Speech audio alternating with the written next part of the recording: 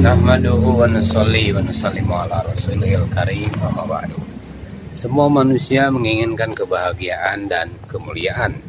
Tidak ada manusia yang ingin celaka, tetapi ada orang yang menginginkan kemuliaan dengan cara dan akal pikirannya sendiri, sehingga dia merasa berhasil setelah meraihnya dengan mudah, walaupun berlawanan dengan kehendak Allah Subhanahu wa Ta'ala. Awalnya manusia merasa senang, tetapi pada akhirnya dia akan menyesal karena mengalami kerugian selama-lamanya. Sebab kebahagiaan dan kemuliaan di dunia dan akhirat hanya bisa diraih dengan cara yang diridhoi oleh Allah Subhanahu wa Ta'ala. Pada awalnya memang sangat sulit karena bertentangan dengan hawa nafsu dan akal pikiran.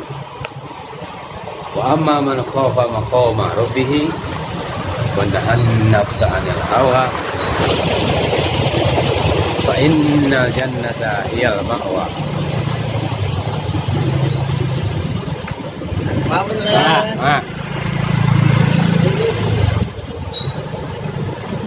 Dan adapun orang-orang yang takut kepada kebesaran Rabb-nya dan menahan diri dari keinginan hawa nafsunya, maka sungguh surgalah tempat tinggalnya.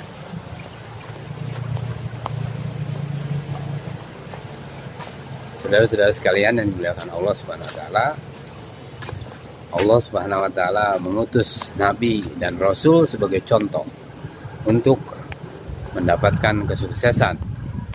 Namun ada orang yang ikut nabinya dan ada juga yang tidak mau. Golongan yang tidak mau mengikuti ajakan nabinya, walaupun dia cerdas, pandai atau cendekiawan, pada akhirnya dia akan gagal karena pikirannya terbatas, hanya bisa menjangkau apa yang dapat dilihatnya di dunia ini. Alam ruh, alam rahim, alam kubur, dan alam akhirat itu gaib, tidak dapat dipikirkan kecuali mengikuti petunjuk nabi, nabi Allah Subhanahu wa Ta'ala. Allah Subhanahu wa Ta'ala menciptakan suasana dan keadaan dari muda menjadi tua, sakit dan sehat, miskin dan kaya, susah dan senang, panas dan dingin, perang dan damai.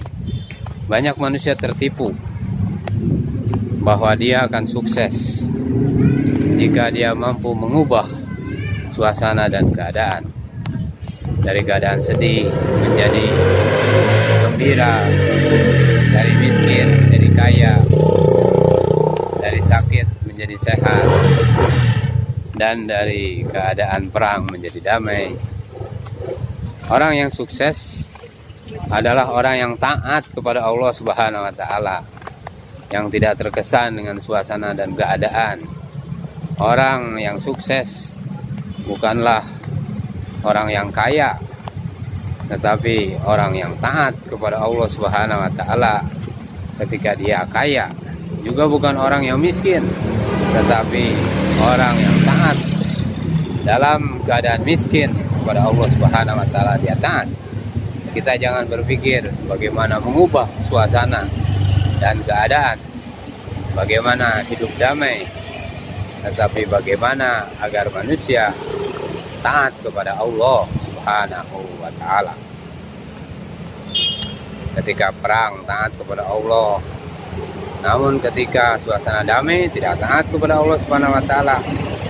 Jika demikian, bagaimana pertolongan Allah Subhanahu wa Ta'ala akan datang? Sejak dahulu Allah Subhanahu wa Ta'ala membuat suasana dan keadaan untuk menguji hamba-hamba Allah Subhanahu wa Ta'ala.